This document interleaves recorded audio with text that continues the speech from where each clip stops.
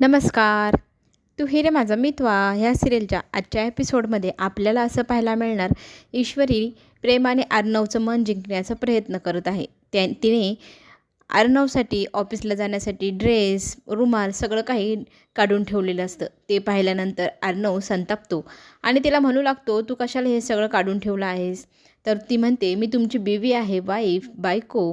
तुम्हाला माहिती आहे ना बायकोचं हे काम असतं. तर तो म्हणतो, तू काढलेले कपडे मी घालणार नाही. तर ती म्हणत असते, नाही, मी बायको आहे, मी तुम्हाला जे ड्रेस दिले तेच तुम्हाला घालावे लागेल.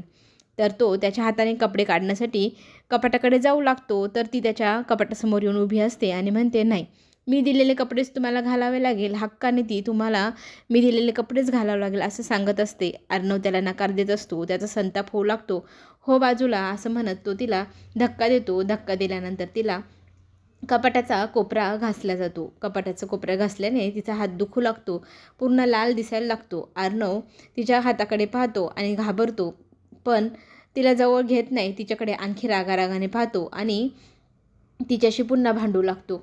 इथे आता छान प्रकारे डिलेवरी तयार झालेली आहे आणि पोचवण्यासाठी गाडी आली की हे सगळं सामान डिलेवरीचं आपण गाडीत टाकूया असा विचार नम्रताचा चालू असतो. तितक्यातच एक फोन येतो आणि फोन आला आहे तो पत्रकाराच्या बायकोचा. तो पत्रकार ह्या जगात नाही, पण त्याची बायको इथे ईश्वरीच्या आईला मदत करत आहे. त्याच्यामुळे नम्रताला माहीत नसल्याने ईश्वरीच्या एक बाजूला जाते. फोनवरती बोलू लागते. ती बाई सांगू लागते की माझ्या मिस्टरांच्या एका डायरीमध्ये खूप सारे त्यावेळेच्या पत्रकारांचा नंबर सापडला आहे, ते नक्कीच तुम्हाला मदत करतील.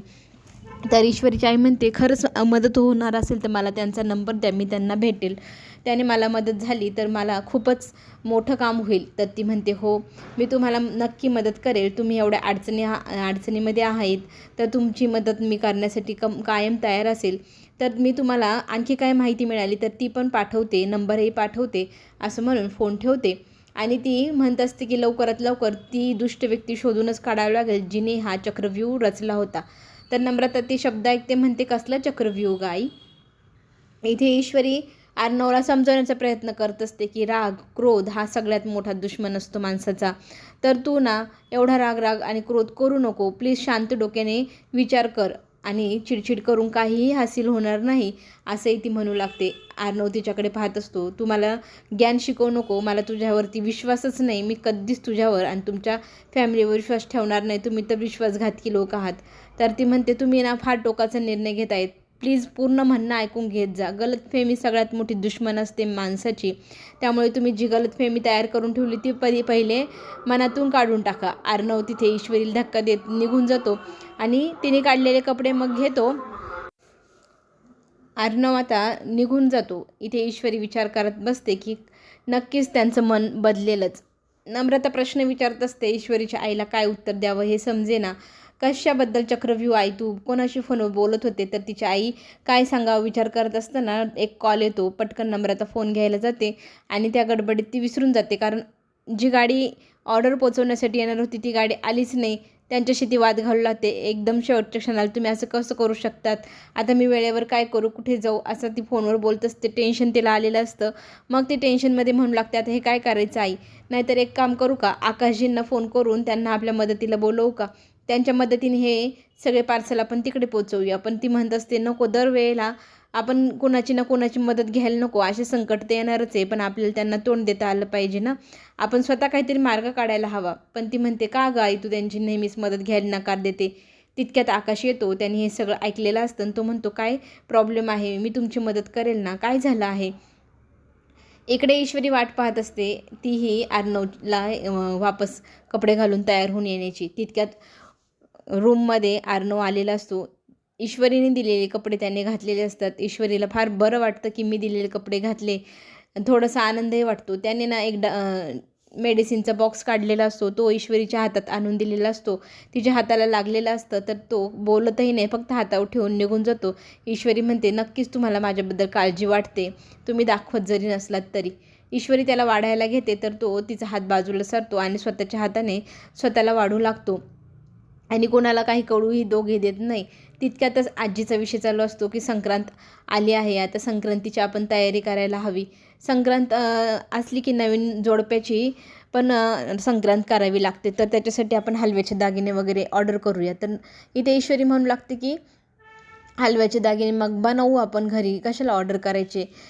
ते माझ्या नम्रताईला खूप छान हलव्याचे दागिने बनवता येतात. ती ना मिनिटात झटके पटके बनवून देईल आपल्याला हलव्याचे दागिने. तर आजी म्हणते अरे वा, मग तर टेन्शनच राहिलेलं नाही. तर छान प्रकारे काय काय बनवायचं, कानातली, हातातलं, कमरेचं बंद, गळ्यातलं सगळे काही आजी व्यवस्थित सांगू लागते आणि न विसरता सगळं बनवून घे हेही सांगते. आणि आर्नवच्या मापाचे पण बनव बरं का असंही सांगते. आर्नव ह्या गोष्टीला नकार देऊ लागतो की मी हे असलं काही हलव्याचे दागिने वगैरे घालणार नाही. अंजलीताई म्हणते अरे तुला कुठे कायमचे की दिवसभर घालून बसायचे आहे, 5 मिनिटाचं तर काम असतं, ते घालून फक्त पूजा वगैरे झाली की लगेच काढून ठेवायचे असतात. तुला विचारत नाही, तुला सांगतोय ते तुला घालावे लागेल. आणि मग तो तयार होतो घालण्यासाठी. ईश्वरी आणि आर्नव एकमेकाशी बोलत नसतात, पण आर्नव पुढे गेल्यावर ईश्वरी त्याच्या पाठीमागून जाते, त्याला हाक मारते. आर्नव म्हणतो कशाला आवाज दिला, तर ती म्हणते तुमचा रुमाल राहिला तो देण्यासाठी मी इथे आली आहे. तर तो म्हणतो काही गरज नाही मला रुमालाची. तर ती म्हणते मी तुमची बायको आहे, माझं काम आहे ते, तुम्हाला काय हवं नको पाहणं, तुम्ही रुमाल विसरलात तो मी घेऊन आले. तितक्यातच दोघांचं भांडण चालू असताना पाठीमागून वल्लवी येते. तर वल्लवीला पाहिल्यावर ईश्वरी लगेचच आर्नवच्या कानाजवळ फुसफुसू लागते की माझ्याशी भांडू नका, कारण आपल्या पाठीमागे ना वल्लवी मामी आली आहे. त्यांनी जर आपल्याला भांडताना पाहिलं त्यांचा गैरसमज वाढेल, आपण कोणाला गैरसमजाची जागाच नको द्यायला, हो की नाही. मग आर्नव आता नाटकं करू लागतो मामींसमोर, ईश्वरीशी भांडत नाही, हा मिळवत राहतो. ती त्याला सांगत असते वेळ जेवा, लवकर या घरी, असं सगळं, आणि तो हो करून निघून जातो. त्याला छान प्रकारे ती बाय बाय म्हणत असते. वल्लवी विचार करू लागते की ह्या दोघांमध्ये तर भांडणं झाली होती, आजकाल परत प्रेम वाढलं वाटतं, काही यांनी एकमेकांची सेटलमेंट केली वाटतं, असा विचार तिच्या मनात येऊ लागतो. आता दोघांमध्ये पुन्हा एकदा भांडणं तर लावावीच लागेल वल्लवीला. वल्लवी विचार करू लागते की आता संक्रांतीच्या निमित्ताने ह्या दोघांमध्ये संक्रांत आणावीच लागेल, दोघांची भांडणं लवकरात लवकर लावावी लागेल, नाहीतर माझा प्लॅन फेल जाईल. इथे राकेशने एका माणसाला 5 लाखाची काम दिलेलं होतं आर्नवची खोटी सही करून आणण्याचं. त्याने ते 5 लाख रुपये व्यवस्थित प्रकारे काढून आणलेले असतात. ते पाहून राकेशला आनंद होतो. मग त्या माणसाचा खारीचा वाटा म्हणून त्यालाही त्याचा हिस्सा दिला जातो. आणि आणखी एक चेक आहे, तो तुला वाटवायचा आहे. तर तो चेक त्याच्या हातामध्ये जेव्हा राकेश ठेवतो ना, तो माणूस त्या चेकची रक्कम पाहून इतका घाबरतो. तो म्हणतो बापरे, इतकी मोठी रक्कम जर मी काढली आणि कुणाला कळलं तर, नको मी नाही करणार. तो म्हणतो अरे इतकी मोठी रक्कम आहे तर तुला वाटाही तेवढाच मोठा मिळणार, बघ गावाला जाऊन तू जमीन घेशील, कायमचं गावाला राहशील मजेत. तर तो माणूस लालची पोटी म्हणतो तुम्ही एवढे मला पैसे द्याल हे केल्यावरती. तर तो म्हणतो हो नक्कीच देईल, काम तर कर. आता एकदम मोठा डल्ला आर्नवच्या बँक अकाउंटवर मारण्याची इथे राकेशने तयारी केलेली आहे. पुढील भागात हेही पाहायला मिळेल की संक्रांती निमित्ताने आपण काहीतरी अंजली गिफ्ट देऊया राकेश असं म्हणत असतो अंजलीला. आणि काय करायचं तर तो म्हणतो आर्नव आणि ईश्वरीसाठी छानसं गिफ्ट आपण संक्रांतीचं देऊया, म्हणजे त्यांनाही सरप्राईज मिळेल. खरं तर त्याने खूप मोठं संकट त्यांच्यावर आणण्याचा निर्णय घेतला आहे. इथे ईश्वरी फार आनंदी असते, हलव्याचे दागिने बनवायची म्हणून मेजरमेंट ती स्वतःचंही घेते, आर्नवचं पण घेत असते. आर्नव म्हणतो हे काय चाललं आहे, तर ती म्हणते अहो हलव्याचे दागिने बनवायचे, त्याचं मेजरमेंट घेते मी. तो चिडचिड करत असतो पण ती त्याचं ऐकतच नाही. बायकोचा अधिकार, बायकोचा हक्क सांगत सांगत त्याचं ती मेजरमेंट काढू लागते. छान प्रकारे दागिने नम्रताच्या मदतीने ईश्वरीने तयार केलेले असतात. त्या दागिन्यांना सुकवण्यासाठी टेबलवर ठेवलेलं असतं. इथे आता वल्लवी त्या दागिन्यांवरती खाज खुजलीची पावडर टाकते, जेणेकरून आर्नवने ते घातल्यानंतर त्याला खाज येईल, मग दोघांमध्ये पुन्हा एकदा भांडण होईल. पण झालं ते उलटंच. ईश्वरीने इथे मामीचे सगळे प्रकार करामत पाहिलेले आहे. चला तर मग आता मामीला चांगलाच धडा ईश्वरीने शिकवण्याचा निर्णय घेतला आहे, ते पाहण्यासाठी आपण पुढील भागामध्ये पुन्हा भेटूया. संक्रांतीच्या तुम्हाला ॲडव्हान्समध्ये सगळ्यांना खूप खूप शुभेच्छा. आपण पुन्हा भेटूया. धन्यवाद.